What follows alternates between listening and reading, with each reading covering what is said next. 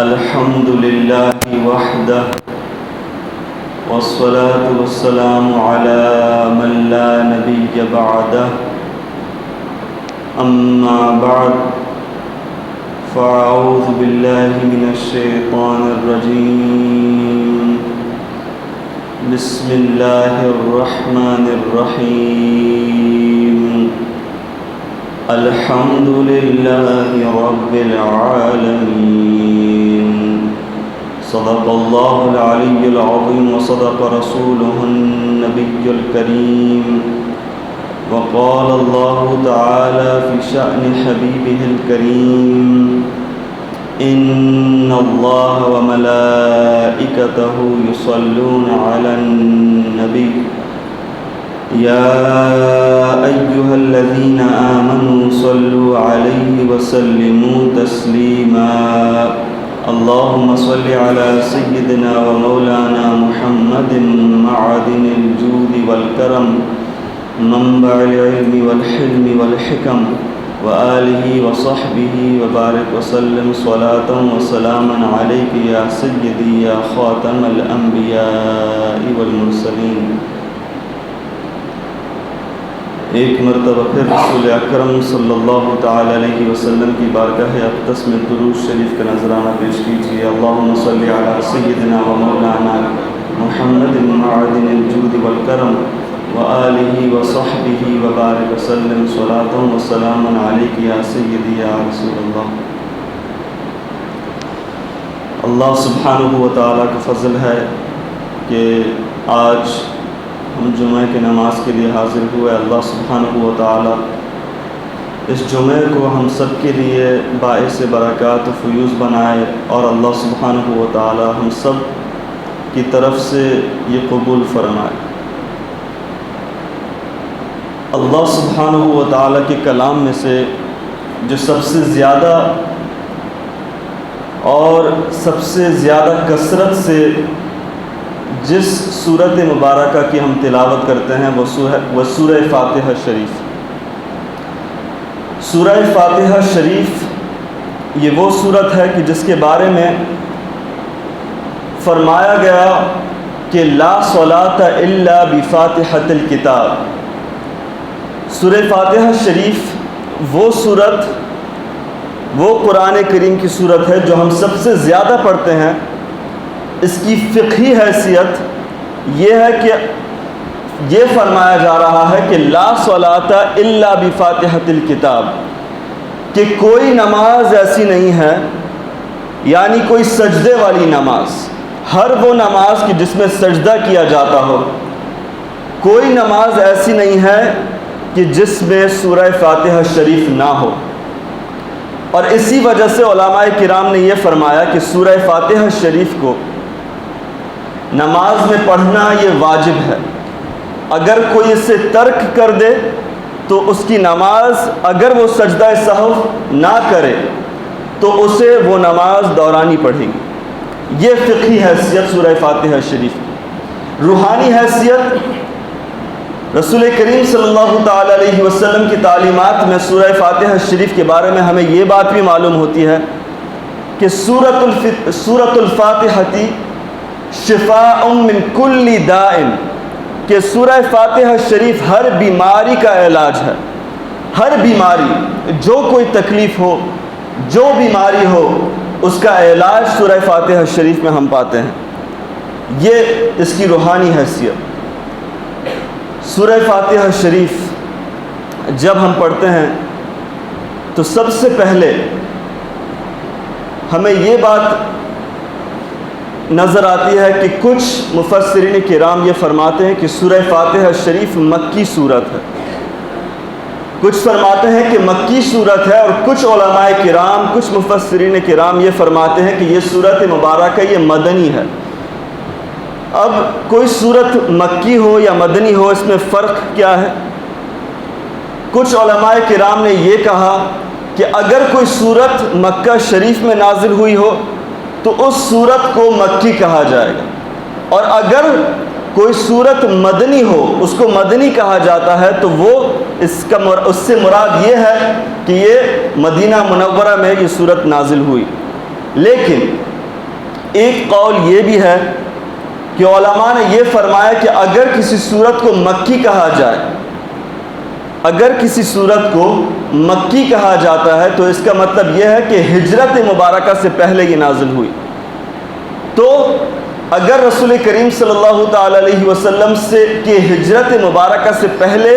یہ کوئی صورت مبارکہ نازل ہوئی ہو تو اسے مکی کہا جائے گا، اور ہجرت مبارکہ کے بعد یعنی جب حضور اکرم صلی اللہ تعالی علیہ وسلم مدینہ منورہ تشریف لے گئے اس کے بعد جو صورت نازل ہو اسے مدنی کہا جائے گا۔ اگرچہ رسول کریم صلی اللہ تعالی علیہ وسلم اس وقت جب وہ صورت مبارکہ نازل ہوئی ہو وہ مکہ شریف میں کیوں، اگرچہ وہ مکہ شریف میں ہی نہ ہو،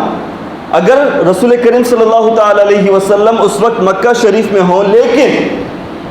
ان کا مکہ شریف میں ہونا یہ ہجرت مبارکہ کے بعد ہے تو اس صورت کو بھی مدنی صورت کہا جائے گا۔ تو ایسا کیوں کہ کچھ علماء نے فرمایا کہ سورہ فاتحہ شریف یہ مکی ہے اور کچھ علماء نے فرمایا کہ یہ مدنی صورت ہے۔ تو امام نصفی علیہ الرحمہ یہ جواب دیتے ہیں کہ یہ سورہ مبارکہ اصل میں کئی بار نازل ہوئی، صرف ایک دفعہ یہ سورت مبارکہ نازل نہیں ہوئی، اس وجہ سے کچھ علماء نے یہ کہا کہ مکی ہے، کچھ علماء نے یہ فرمایا کہ مدنی، اور حقیقت یہ ہے کہ مکی بھی ہے اور مدنی بھی ہے۔ اس کے بعد جب ہم سورہ فاتحہ شریف کی تلاوت شروع کرتے ہیں تو تلاوت شروع کرنے سے پہلے ہم پڑھتے ہیں بسم اللہ الرحمن الرحیم۔ کیا ترجمہ ہوا؟ ہم تلاوت کرنے سے پہلے کہتے ہیں کہ اللہ کے نام سے شروع جو نہایت مہربان رحم والا۔ لیکن یہ جو ہم کہتے ہیں یہ تسمیہ شریف اگر اس کو ہم دیکھیں اور دیکھنے پر یہ نظر آئے گا کہ بسم اللہ الرحمن الرحیم یہ اصل جو لفظ ہے یہ بھی اسم اللہ ہے۔ تو ایسا کیوں کہ الف کو وہاں سے ہٹا دیا گیا، محذوف کر دیا گیا، بھی اسم اللہ ہے نا، الف کو ہٹا کے کیا ہوا؟ بسم اللہ۔ تو یہ سوال یہاں پہ قائم ہوتا ہے کہ یہاں پہ الف کو مٹانے کا یا حذف کر دینے کا کیا مقصد ہے؟ تو شیخ اسماعیل حقی روح البیان میں فرماتے ہیں، اس کا جواب حضرت شیخ اسماعیل حقی یہ دیتے ہیں کہ اصل بات یہ ہے کہ با کی طبیعت میں اور الف کی طبیعت میں کچھ فرق ہے۔ سوال کیا تھا کہ با تو رکھا وہاں پہ بسم اللہ الرحمن الرحیم اور الف کو حذف کر دیا گیا، الف کو وہاں سے ہٹا دیا گیا، تو کیوں ایسا کہ با کو رکھا الف کو مٹا دیا یا حذف کر دیا؟ تو علامہ شیخ اسماعیل حقی نے یہ جواب دیا کہ با کے اور الف کی طبیعت میں کچھ فرق ہے۔ الف کو آپ دیکھیں اور با کو دیکھیں تو آپ کو کچھ فرق محسوس ہوگا۔ با کی طبیعت میں کچھ جھکاؤ ہے، با جھکا ہوا ہوتا ہے اور الف کھڑا ہوا ہوتا ہے، اس میں کچھ اکڑ ہے الف میں۔ شیخ اسماعیل حقی نے فرمایا کہ کیونکہ تسمیہ شریف ہم تب پڑھتے ہیں یا جب پڑھتے ہیں جب ہمیں قرآن کریم کی تلاوت شروع کرنی ہوتی ہے، یا جب بارگاہ خدا میں ہم اپنی حاضری کا شروع کر رہے ہوتے ہیں، تو با میں اور الف میں یہ جو فرق ہے کہ با جھکا ہوا ہے، الف کھڑا ہوا ہے، الف میں اکڑ ہے، تو شیخ اسماعیل حقی نے یہ فرمایا کہ جب ہم اللہ سبحانہ و تعالیٰ کی بارگاہ میں اپنی حاضری پیش کریں تو ہم جھک کے جائیں، یہ بہتر ہے، ہم جھک کے جائیں۔ اور اسی وجہ سے با میں اور الف میں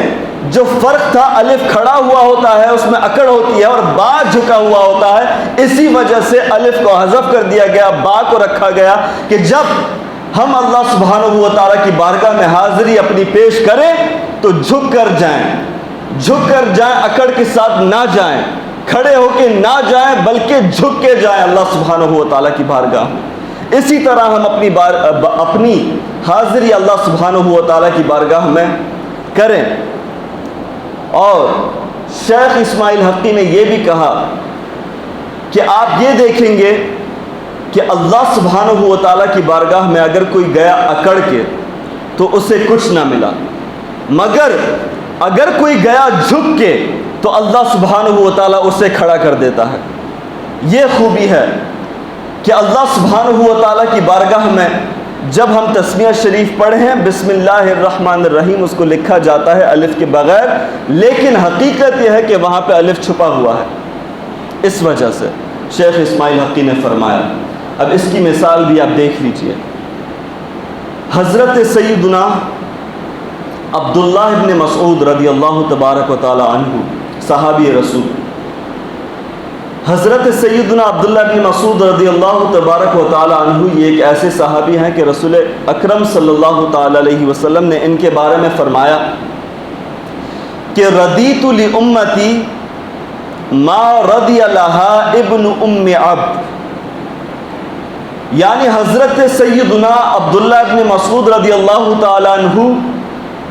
کی شان، ان کی عظمت، ان کی وجاہت علمی یہ ہے کہ رسول کریم صلی اللہ تعالی علیہ وسلم خود یہ فرما رہے ہیں کہ میں نے اپنے امت کے لیے ہر وہ بات پسند فرما لی ہے کہ جسے عبداللہ ابن مسعود رضی اللہ تبارک و تعالی عنہ نے پسند کر لی ہے۔ یہ حضرت عبداللہ ابن مسعود رضی اللہ تعالی عنہ کی شان۔ اور رسول کریم صلی اللہ تعالی علیہ وسلم فرماتے ہیں وَكَرِهْتُ لِأُمَّتِي مَا كَرِهَ لَهَا ابن ام عبد، اور جو بات عبداللہ ابن مسعود رضی اللہ تبارک و تعالی عنہ میری امت کے لیے ناپسند قرار فرما دیں، وہ میں بھی اس امت کے لیے، اپنی امت کے لیے ناپسند قرار کرتا ہوں۔ مقرر کر دیا ناپسند رسول کریم صلی اللہ تعالی علیہ وسلم نے ہر وہ بات کہ جس کو حضرت سیدنا عبداللہ ابن مسعود رضی اللہ تعالی عنہ نے اپنے رسول کریم صلی اللہ تعالی علیہ وسلم کی امت مبارکہ کے لیے ناپسند فرما لی۔ یہ شان، یہ شوکت حضرت سیدنا عبداللہ ابن مسعود رضی اللہ تعالی عنہ کی، لیکن یہ مقام، یہ مرتبہ، یہ عظمت کیسے پائے حضرت سیدنا عبداللہ ابن مسعود رضی اللہ تعالی عنہ نے؟ حضرت سیدنا عمر فاروق رضی اللہ عنہ کے دور خلافت میں سیدنا فاروق اعظم نے سیدنا عبداللہ ابن مسعود رضی اللہ تبارک و تعالی عنہ کو کوفہ بھیج دیا تھا۔ جب وہاں سیدنا عبداللہ ابن مسعود رضی اللہ تبارک و تعالی عنہ گئے تو وہاں سے کوئی حضرت سیدنا ابو الدرداء رضی اللہ تعالیٰ عنہ کی بارگاہ کی حاضری کے لیے، ان کی زیارت کے لیے کوئی وہاں سے نکلا۔ وہاں سے نکلے اور جب حضرت سیدنا ابو الدرداء رضی اللہ تعالیٰ عنہ کی زیارت سے مشرف ہوئے تو حضرت سیدنا ابو الدرداء رضی اللہ تعالیٰ عنہ نے یہ پوچھا کہ الیس فیکم صاحب النعلین والمطہرہ؟ سیدنا ابو الدرداء رضی اللہ تعالیٰ عنہ کو جب یہ معلوم ہوا کہ کوئی کوفہ سے، یعنی وہاں سے کہ جہاں پر سیدنا عبداللہ ابن مسعود موجود ہیں، وہاں سے کوئی ان کی زیارت کے لیے آیا ہے، تو سیدنا ابو الدرداء رضی اللہ تعالیٰ عنہ نے یہاں پہ یہ سوال کیا کہ الیس فیکم صاحب النعلین والمطہرہ؟ کیا تم میں جوتیوں والا اور لوٹے والا نہیں ہے؟ کیا مطلب، کیا مراد؟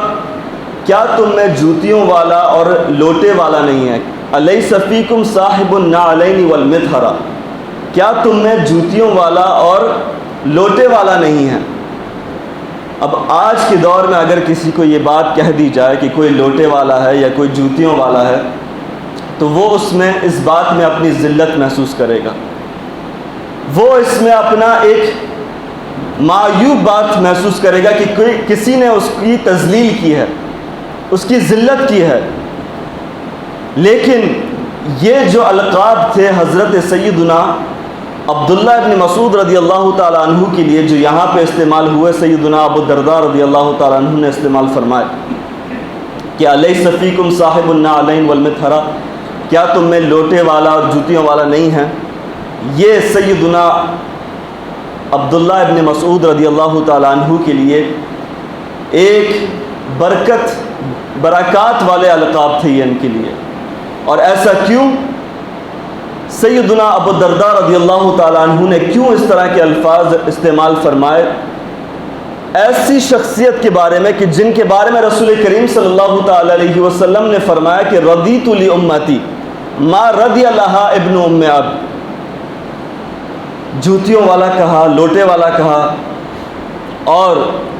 علماء کرام فرماتے ہیں کہ اس بات کی حقیقت یہ ہے کہ سیدنا عبداللہ بن مسعود رضی اللہ تعالیٰ عنہ کو صاحب النعلین یعنی جو جوتیوں والا کہا جاتا تھا، یہ محض کسی عام شخصیت کی جوتیاں نہیں تھی. یہ نعلین شریفین مصطفیٰ صلی اللہ تعالیٰ علیہ وسلم کی بات تھی. ان کو سیدنا عبداللہ بن مسعود رضی اللہ تعالیٰ عنہ نے جو یہ لقب پایا صاحب النعلین جوتیوں والا، یہ رسول کریم صلی اللہ تعالیٰ علیہ وسلم کی نعلین شریفین کی نسبت سے ان کو یہ لقب حاصل ہوا. اور کیسے حاصل ہوا کہ رسول کریم صلی اللہ تعالیٰ علیہ وسلم کا ادب اس طرح فرماتے کہ جب بھی رسول کریم صلی اللہ تعالیٰ علیہ وسلم نعلین شریفین قدمین مبارکہ سے اتارا کرتے تو حضرت سیدنا عبداللہ بن مسعود رضی اللہ تعالیٰ عنہ اپنے آستینوں میں رسول کریم صلی اللہ تعالیٰ علیہ وسلم کے نعلین شریفین کو لے لیا کرتے تھے. اور جب تک رسول کریم صلی اللہ تعالیٰ علیہ وسلم کو نعلین شریفین کی ضرورت نہ پڑتی، حضرت عبداللہ بن مسعود اپنی آستینوں میں رسول کریم صلی اللہ تعالیٰ علیہ وسلم کے نعلین مبارکہ کو لے کے پھرا کرتے تھے. اور اس طرح حضرت سیدنا عبداللہ بن مسعود رضی اللہ تعالیٰ عنہ کا ایک لقب یوں پڑھا صاحب النعلین والمطہرہ. اور رسول کریم صلی اللہ تعالیٰ علیہ وسلم کا لوٹا جب رسول کریم صلی اللہ علیہ وسلم کو ضرورت نہ پڑتی تو حضرت عبداللہ بن مسعود رضی اللہ تعالیٰ عنہ اسے لیا کرتے تھے. لیکن اس میں تعجب کی بات یہ ہے کہ آپ دیکھیے حضرت سیدنا عبداللہ بن مسعود رضی اللہ تعالیٰ عنہ نے کس انداز سے رسول کریم صلی اللہ تعالیٰ علیہ وسلم کا ادب کیا. آج ہمارے شیخ، ہمارے مرشد، ہمارے پیر، ہمارے استاد اگر اپنے جوتے اتار دیں، اپنے نعلین شریفین اتار دیں تو ہمارا بھی ادب کا تقاضا یہ ہوتا ہے کہ ہم جوتوں کو اٹھا کر صحیح کسی جگہ رکھ دیا کرتے ہیں، ہے نا؟ یہی انداز ہے. لیکن یہی اس ادب کا حد ہے ہمارے لیے. یہی ہے ہمارا ادب کہ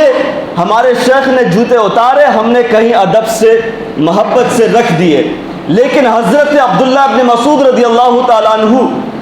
ان کے انداز میں آپ فرق دیکھیے کہ جب رسول کریم صلی اللہ تعالیٰ علیہ وسلم کی بات آئی، ان کی محبت، ان کے ادب کی بات آئی تو حضرت عبداللہ بن مسعود رضی اللہ تعالیٰ عنہ نے فقط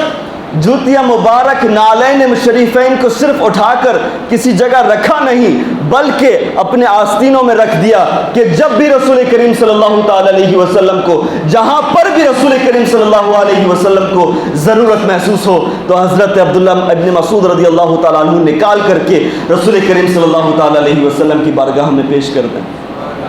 یہ شان ہے. اور اسی کی بدولت یہ جو میں نے آپ سے کہا نا کہ اللہ سبحانہ و تعالیٰ کی بارگاہ میں جتنا آپ جھکیں اتنا اللہ سبحانہ و تعالیٰ آپ کو اٹھا دے گا. یہ تسبیح شریف میں ایک چھپی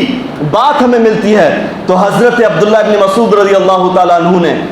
یہ اس انداز میں ہمیں دکھا دیا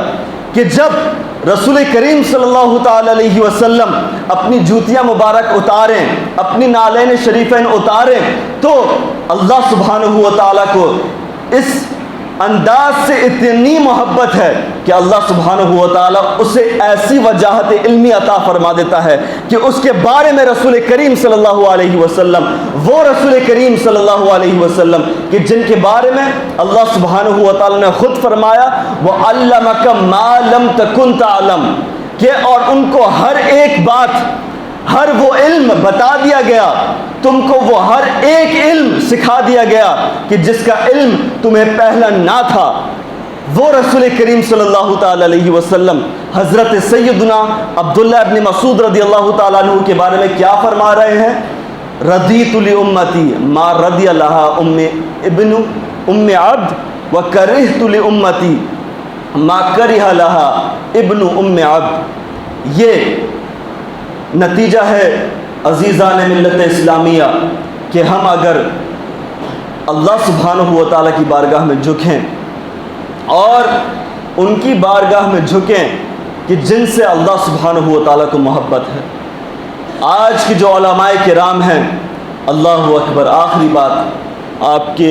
سامنے عرض کر کے پھر میں اجازت چاہوں گا انشاءاللہ۔ رسول کریم صلی اللہ تعالیٰ علیہ وسلم کی یہ حدیث مبارکہ آپ نے کئی بار سنی ہوگی کہ رسول اکرم صلی اللہ تعالیٰ علیہ وسلم نے فرمایا کہ من یرد اللہ بہ خیرا فیفقہہ فی الدین، کہ اللہ سبحانہ و تعالی جس سے بھلائی کا ارادہ فرما لے تو اللہ سبحانہ و تعالی اسے دین کا فقیہ بنا دیتا ہے، یعنی اللہ سبحانہ و تعالی اسے ایک گہری سوچ اور ایک گہری سمجھ دین کی، فراست دینی اللہ سبحانہ و تعالی اسے عطا فرما دیتا ہے۔ لیکن اس سے مراد کیا ہے؟ جب کوئی فقیہ ہو جائے، اگر اسے دین کی سمجھ اصل حاصل ہو جائے تو اس حدیث شریف سے کیا مراد اور کیا مطلب ہمارے لیے نکلتی ہے؟ حضور محدث کبیر علامہ ضیاء المصطفیٰ اعظمی امجدی حفظہ اللہ تعالی اس حدیث شریف کی شرح میں یہ فرماتے ہیں کہ اس حدیث شریف سے معلوم ہوتا ہے کہ انبیاء کرام علیہم السلام کے سوا، ان کے علاوہ اگر کوئی ہے